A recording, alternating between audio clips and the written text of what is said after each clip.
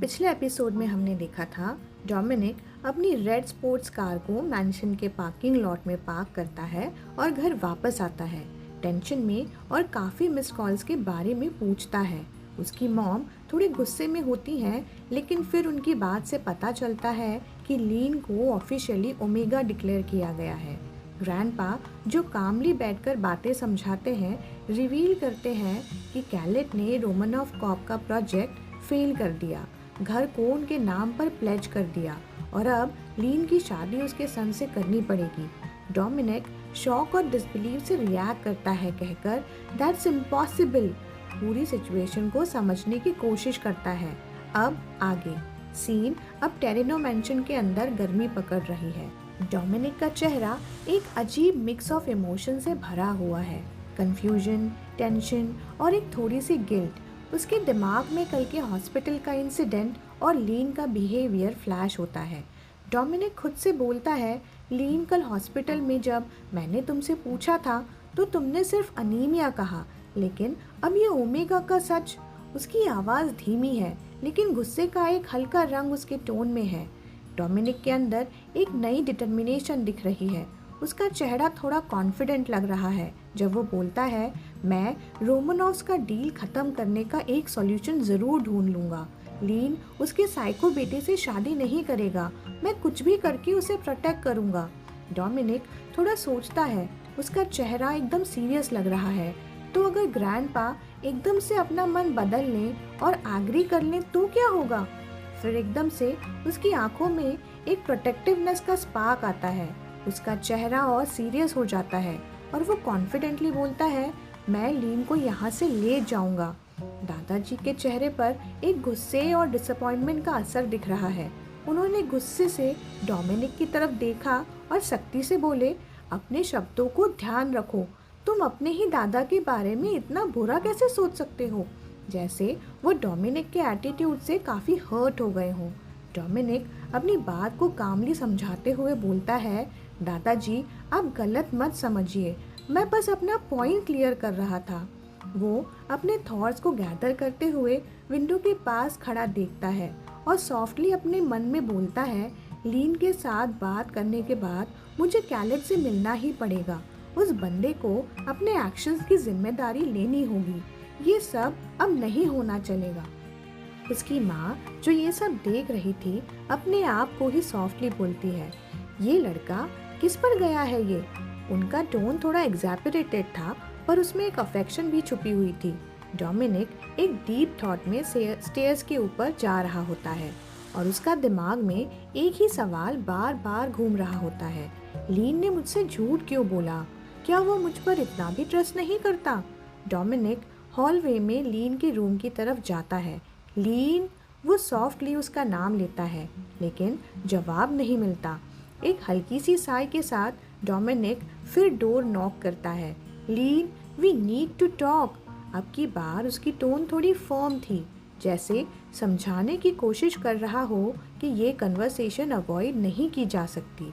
दरवाजे के सामने रुककर वो वार्निंग देता है, डोंट अवॉइड मी, या फिर मुझे और ज़्यादा गुस्सा आ जाएगा। लेकिन अंदर से अब भी कोई रिस्पॉन्स नहीं आता। डोमिनिक का पेशेंस अब टेस्ट होने लगा था। एक डीप ब्रेथ लेके वो हैंडल टर्न करता है और डोर खोलता है। रूम अंदर से क्वाइट था, बेड नीटली अरेंज्ड और सराउंडिंग्स कंप्लीटली अनडिस्टर्ब। डोमिनिक का एंग्शियस एक्सप्रेशन और डीपन होता है। लीन, वो थोड़ा ज़्यादा लाउड बोलता है, hoping for any sign of Lean. उसके अंदर का डाउट अब रियलिटी में कन्वर्ट होने लगता है कि शायद लीन ऑलरेडी रूम में नहीं है। वो अब रूम के अंदर वॉक करता है और कनेक्टेड बालकनी के डोर को देखकर स्लाइटली हेसिटेट करते हुए डोर ओपन करता है। डोमिनिक का पैनिक अब उसके एक्शंस में रिफ्लेक्ट होने लगता है। लीन, वो एक लाउड और डेस्परेट टोन में चिल्लाता है, बालकनी के दरवाजे से रूम के बाहर निकलते हुए लीन को ढूंढने के लिए। डोमिनिक की तेज फुटस्टेप्स हॉल में इको करते हैं। स्टेयर्स के ऊपर से एक लाउड थर्ड सुनाई देता है, ग्रैंडपा। डोमिनिक ने पैनिक में अपनी आवाज़ लगाई। उसके फुटस्टेप्स और तेज हो गए जब उसने ऑलमोस्ट टंबल करते हुए नीचे देखा। एक और आवाज़, मॉम। हॉल के अंदर स्ट्रेस और फियर बढ़ने लगा था।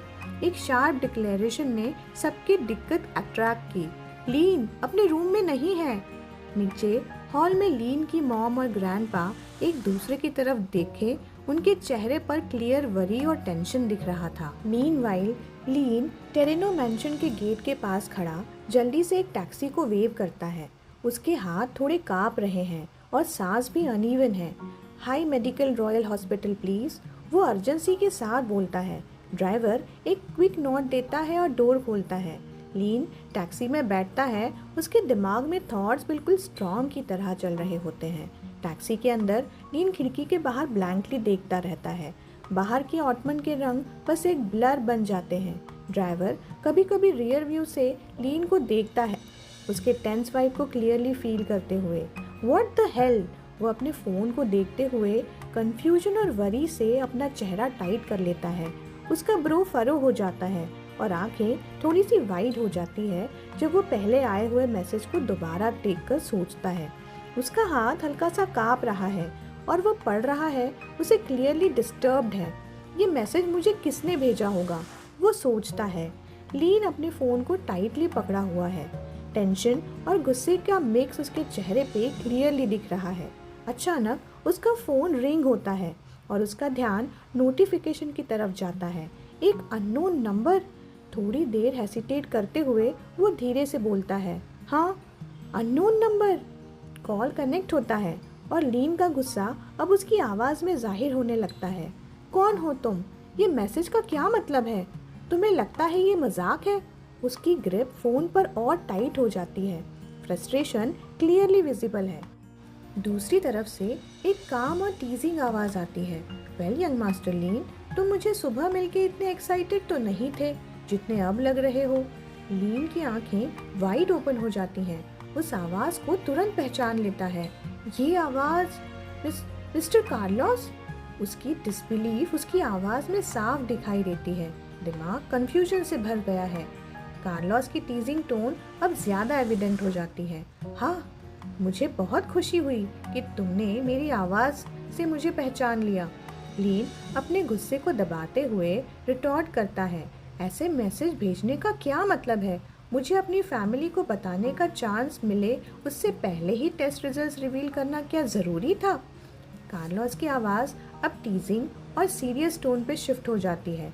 गुस्सा मत करो, मैं जो डॉक्यूमेंट्स तुम्हें भेजे हैं उसके बारे में मजाक नहीं कर रहा हूँ। अगर सच जानना चाहते हो तो मुझसे मिलो। कार्लोस के वर्ड्स लीन के दिमाग में घूमते रहते हैं, जैसे कोई बहुत बड़ी बात छुपी हो। वो अपने आप से धीरे से बोलता है, द ट्रूथ, क्या सच? उसका दिल तेज धड़क रहा है।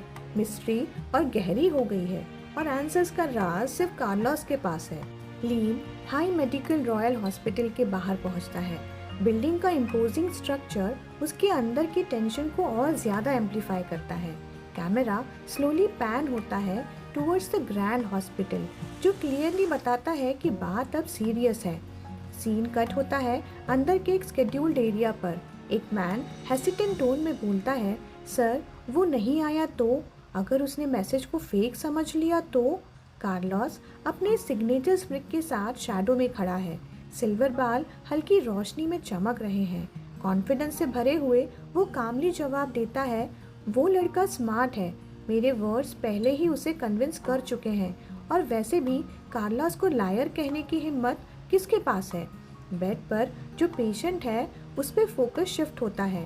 कार्लोस अपनी काम येट अनसेटलिंग टोन में बोलता है, सुबह उसका रिएक्शन देखकर मुझे पूरा यकीन है कि वो ज़रूर आएगा। थोड़ा पॉज लेकर वो एक कनिंग स्माइल के साथ कहता है, क्योंकि मैं उसे उसके फ्यूचर स्पाउस से मिलाने वाला हूँ। कार्लोस के अंदर की कोल्ड ऑरा और भी ज़्यादा इंटेंस हो जाती है जैसे ही वो जेंटली अपना हाथ हॉस्पिटल बेड पर लेटे हुए बेहाल पड़े एलेक्साई के हाथ पर रखता है। मेरा बेटा एलेक्साई, कार्लोस सॉफ्टली मरमर करता है, लेकिन उसकी आवाज़ में एक अलग ही डिटर्मिनेशन और पॉजिटिवनेस का नोट दिख रहा था।